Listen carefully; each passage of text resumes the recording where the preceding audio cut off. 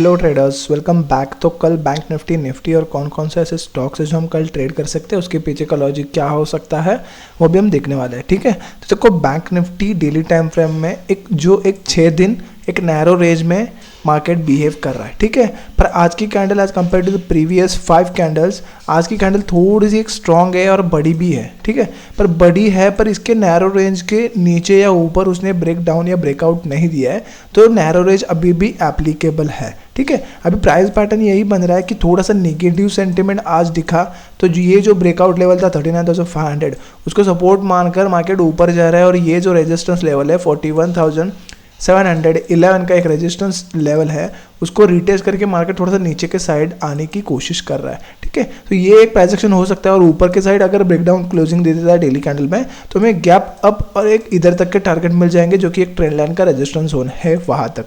ठीक है, तो चलो 15 मिनट्स में हम देख लेते हैं उसको कल उसको इंट्राडे के लिए कैसे ट्रेड कर सकते हैं। 15 minutes time frame, bank Nifty 15 minutes time frame में हमें क्या दिख रहा है कि मार्केट ने एक असेंडिंग ट्रायंगुलर पैटर्न बनाया था, और असेंडिंग ट्रायंगुलर पैटर्न का एक नेगेटिव सेंटीमेंट में ब्रेकडाउन देने के बाद मार्केट ने ये फॉल दिया और हमने ये कैच किया, जो कि एक 150 पॉइंट की मूवमेंट थी। ठीक है, अभी मार्केट क्या कर रहा है, ये जो सपोर्ट लेवल था 41,288 का, उसको भी ब्रेकडाउन देने के बाद मार्केट ने 41,155 को एग्जैक्टली टच करके ऊपर के साइड चला गया और साइडवेज ओपन क्लोज हो गया, जो कि क्लोज अप्रॉक्सीमेट 41,000 कुछ समथिंग अराउंड 288 लेवल के यहाँ क्लोजिंग हो गया है। ठीक है, तो मार्केट अभी यही सेंटिमेंट में हमें दिख रहा है कि मार्केट अगर फ्लैट ओपन होता है और ये जो कंसोलिडेशन जोन है, 41,433 के ऊपर सस्टेन करना शुरू कर देगा अगर इंट्राडे के लिए, तो हमें ऊपर तक के टारगेट मिल जाएंगे, जो कि एक रिवर्सल छोटा सा प्लान हो सकता है। इधर तक के टारगेट हमें मिल सकता है, जो कि लेके जाएगा 41,711 तक लेके जा सकता है।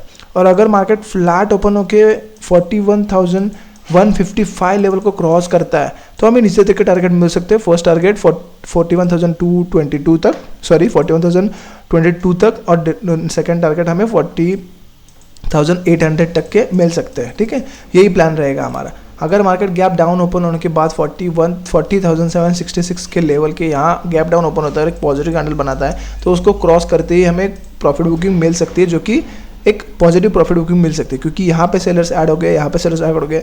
अगर कोई पोजीशंस लेकर गया होगा तो उसका सुबह सुबह प्रॉफिट दिखते हुए वो पोजीशन अपनी काट लेगा, तो ऊपर थोड़ी सी मूवमेंट हमें सुबह सुबह मिल सकती है। ठीक है, तो ये चांस है। अगर गैप अप ओपन होता है तो थोड़ा सा पॉज लीजिए, एक प्राइजेक्शन के साथ ही हम प्लान कर सकते हैं। तो चलो निफ्टी 50 देख लेते हैं। तो Nifty 50 daily time frame, Nifty 50 daily time frame में हमें यही दिख रहा है कि मार्केट अभी एक रेजिस्टेंस लेवल के एग्जैक्टली ट्रेंड लाइन के रेजिस्टेंस जोन में है। ठीक है, पर एग्जिस्टेंट ये जो ब्रेक डाउन लेवल दिया था उसने, और ये जो एक ऊपर का रेजिस्टेंस जोन था, एग्जैक्टली अभी मार्केट उधर ही रिटेस्ट कर रहा है। जो ये जो सपोर्ट लेवल था अभी रेजिस्टेंस की तरह बिहेव करने की कोशिश कर रहा है, रिस्पेक्ट कर रहा है, और एक ये जो छोटी सी नैरो रेंज भी बना रहा है as like same bank Nifty थोड़ा सा वॉलेटाइल है, बैंक निफ्टी थोड़ा सा एक नैरो रेंज पे बिहेव कर रहा है। ये भी एक 6 दिन एक छोटी सी रेंज में बिहेव कर रहा है। अगर 17,911 के ऊपर डेली कैंडल क्लोज भी हो जाती है, तो हमें ऊपर तक के टारगेट मिल सकते हैं, जो कि लेके जाएंगे 18,250 to 200 तक लेके जा सकता है।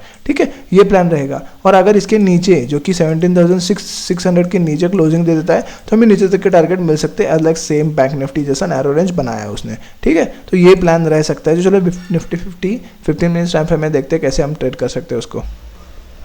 तो देखो Nifty 50 15 minutes time frame, Nifty 50 15 minutes time frame में क्या दिख रहा है कि मार्केट ने आज फ्लैट ओपन हुआ, ये जो ट्रेंड लाइन जोन था उसको ब्रेक डाउन देने के बाद मार्केट ने सीधा फॉल दे दिया, जो कि लेके गया 17,722 के लेवल को एग्जैक्टली टच किया, और मार्केट ने थोड़ा सा रिवर्सल दे दिया, और 1780 जो ब्रेकआउट लेवल था उसको जाके रिटेस्ट कर रहा है, और एक शार्प निगेटिव कैंडल बनाया है। ठीक है, तो उसका क्या रीज़न हो सकता है कि मार्केट नीचे फॉल हो गया, रिटेस्ट हो रहा है, और फिर से नीचे के लिए रेडी हो रहा है। ठीक है, ये प्राइस पैटर्न तो हमें दिख रहा है, पर वो क्लोज हो गया है, तो वो बात खत्म हो गई। अभी सुबह सुबह कैसे बिहेव कर सकता, अगर फ्लैट ओपन हुआ तो एक पॉजिटिव कंडीशन में, जो कि एक जो पिछले दिन की कंडीशन है उसमें वो इन्वॉल्व हो सकता है।